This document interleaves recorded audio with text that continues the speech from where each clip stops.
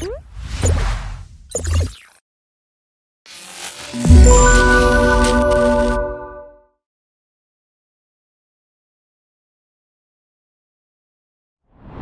everyone, I welcome you all to our tech podcast series. And today I'm Chavi, your podcaster of the day. And now, as we all know, we have so many amazing entrepreneurs come to our podcast. Now, you might be thinking, who's today? Today, we have very special guest talking about EV. Now, what's EV? What's in that?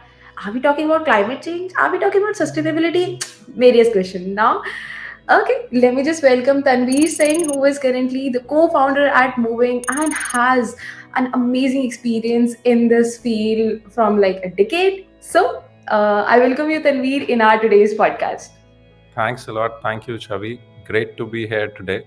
And yeah, look forward to share the insights with all your viewers of what this subject and this industry is all about. Yeah, look That's forward to really it. amazing. Before starting, my always lovable question comes is how you started, because every co-founder, every founder has a very interesting story behind the thing that they are doing. So would love to know how you started and why EV. Like, what are you actually doing like into EV? Why not something different in tech? Why EV? Why you chose that? Though I'm a computer engineer by education, but I've never been your traditional software guy. Just going back a little bit, this is my second startup. My first startup was in solar industry, and that was way back in 2011, 2012. So that's how I've been like bitten by the bug to actually make a difference, build something, solve some challenges. Uh, so EVs happened, I'll not say fully by chance, but way back in 2017, I was dabbling with energy storage. I was dabbling with batteries, and I was dabbling with storage for larger solar power plants. And that was not going the way we had imagined, and that's where EVs as an opportunity came along. That let's do something. There was one of our clients at DMRC, not DMRC, but Gurgaon Metro was one of our customers where we had put up a solar power plant. And the chairman of Gurgaon Metro said, can we do something? Can we enable electric rickshaw? Because Gurgaon did not have electric rickshaws that much by that time. So can we enable a network where electric rickshaws can feed into the stations, and the last mile passenger mobility can be easy? So that's what got us into working in what this industry can offer. Can we do something? Can we bring our experience to it? Can we bring some innovation to it?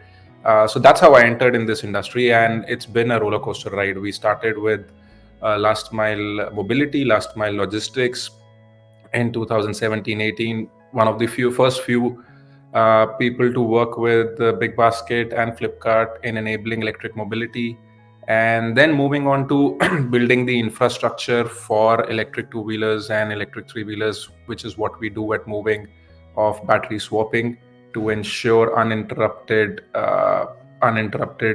movement, and to ensure a lower cost of ownership for the end customer. So that's a brief of how I entered this industry. It's really amazing, and I really love the journey. Starting out with a very simple software engineer, and then you ended up being a very amazing founder. That's really great. Now, moving with that, would love to know, like, when it comes to EV. Okay, there are various myths. There are various things that comes to people that okay, like, will it be sustainable? Okay, will you be able to grow in future? And like, what are the trends which are going on? So would love to know your views on these up and down topics. Yeah, so first of all, this is very early in the stage of any industry. India has just opened towards the potential of electric vehicles in the last 5 years.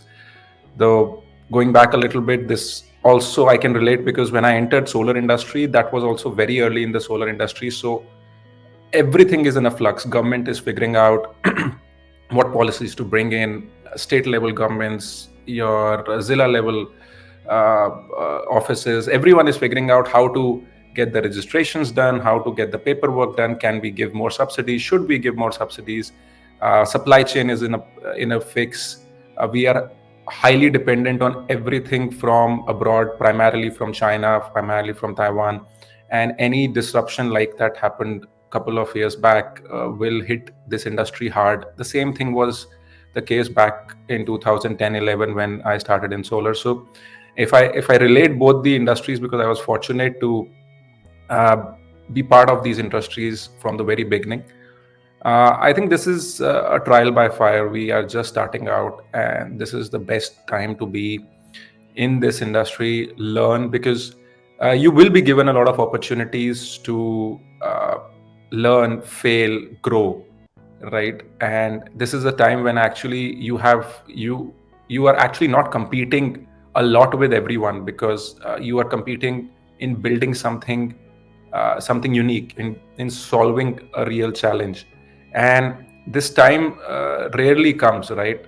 Because once the industry is mature, the customers also know what they want.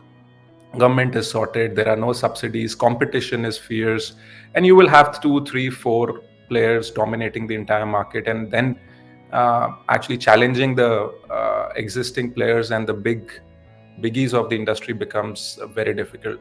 So I think this is the right time. The sustainability question of the industry should not be even that thought should not be even there, because India as a market is huge. Like, just the potential of the vehicles, the disruption that electric can bring is huge, and the cost and the product market fit is already proven in a lot of ways. Customers want it, customers need it, cost is almost there, customers see the benefit in it. Now it's just getting the right business models in place, and government is very supportive. So I think, and the investors, it was funding winter, it is still funding winter, as everyone is talking about. But if you look at electric mobility startups, early stage startups, I don't think that investors are shying away from investing in these startups. They're more than happy that EVs is actually one of the brighter spots in this funding winter. So that should give you enough confidence that this industry is here to stay, and it will be sustainable for quite some time. That was very insightful. I really love the way you just put it all the way amazing insights in just a crisp manner. Now, moving with that, like when it comes to EV, okay, there's one thing which comes that like, is it a blue ocean, or there are various fishes which are moving in this industry? If I precisely talk about India, and also what comes is like, when it comes to health industry, if you are in India, you have to just like come up with various other things if you want to do your expansion. So want to know this blue ocean thing, and also EV expansion, like you can say, in the foreign countries.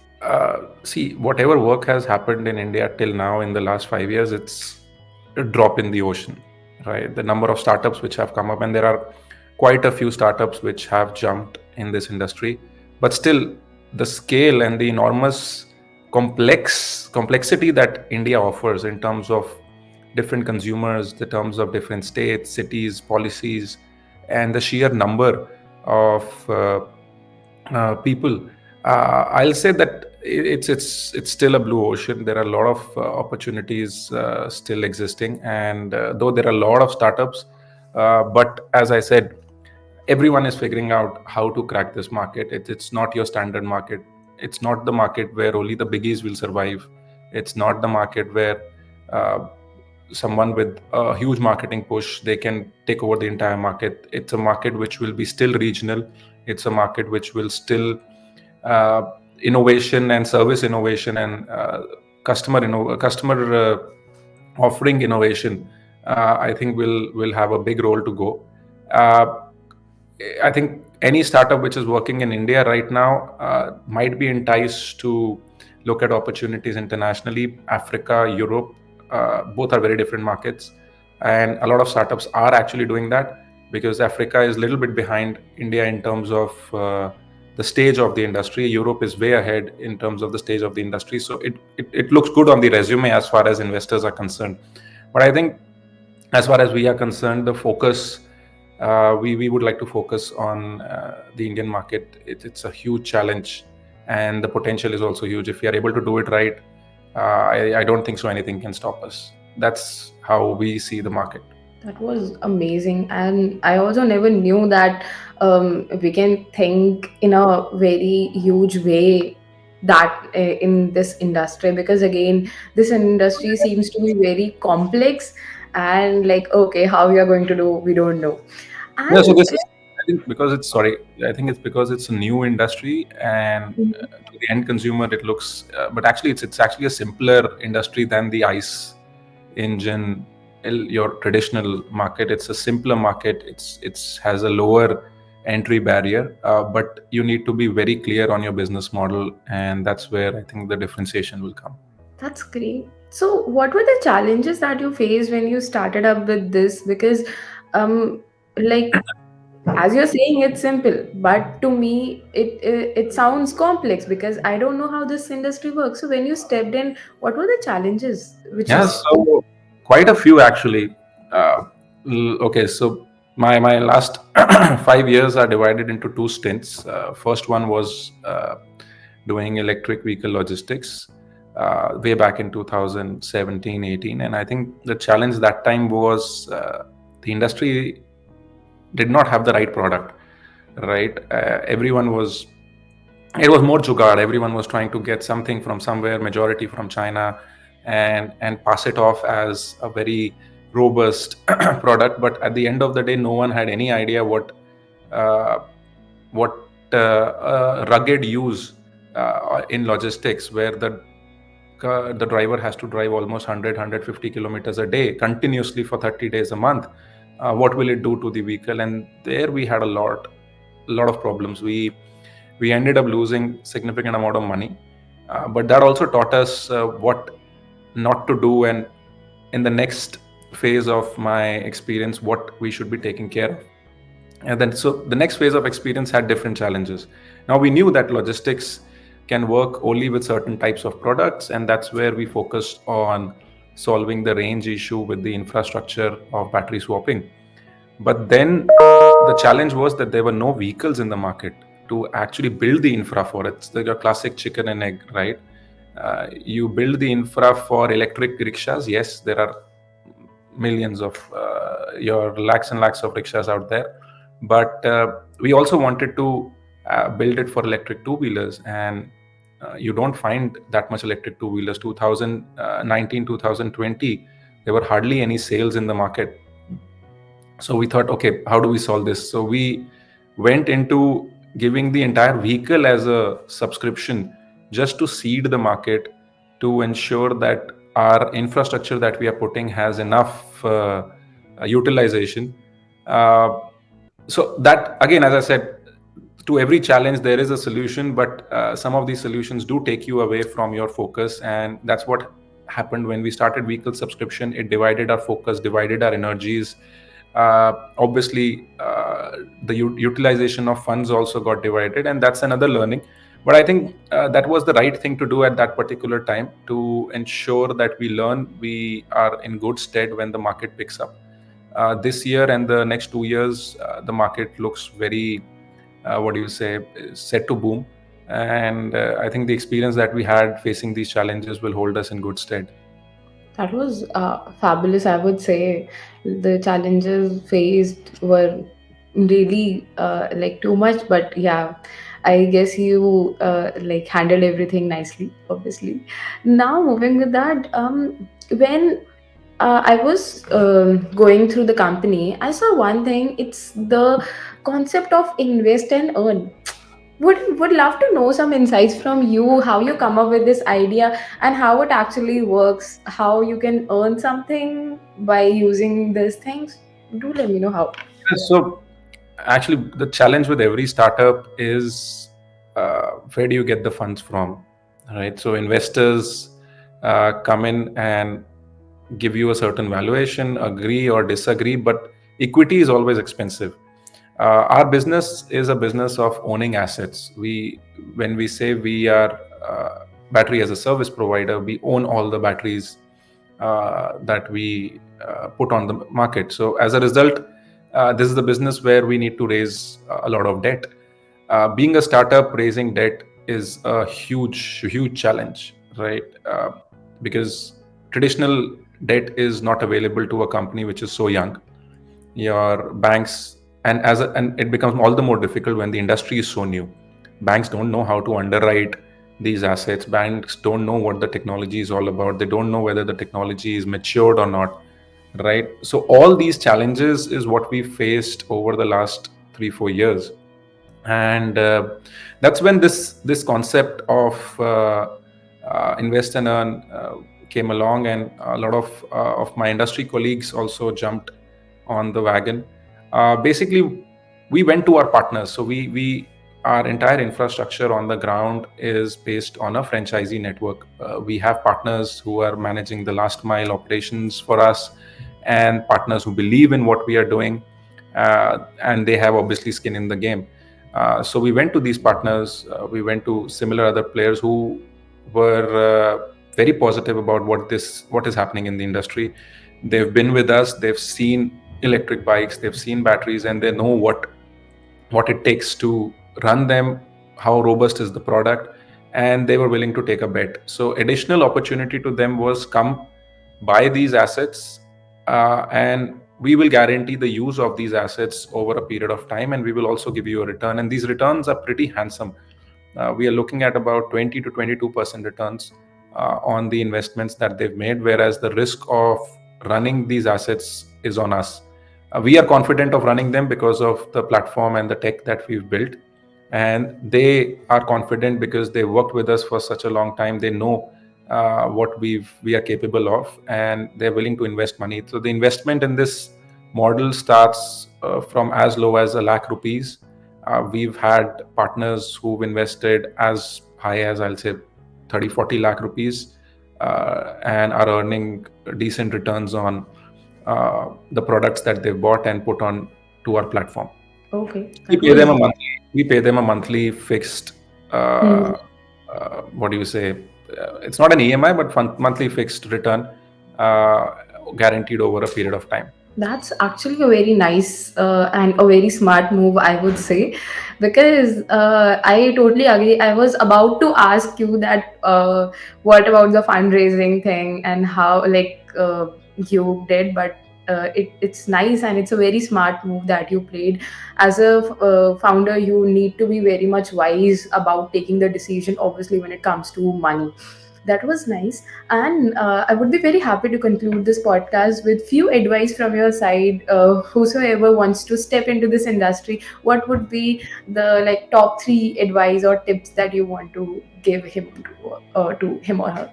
I refrain from giving advices because, as I said, I'm still myself learning and figuring out every day what needs to be done. But talking about anyone who's thinking of starting up, anyone who feels that uh, this is something worth doing, I can just tell you that when I first started, it was really tough.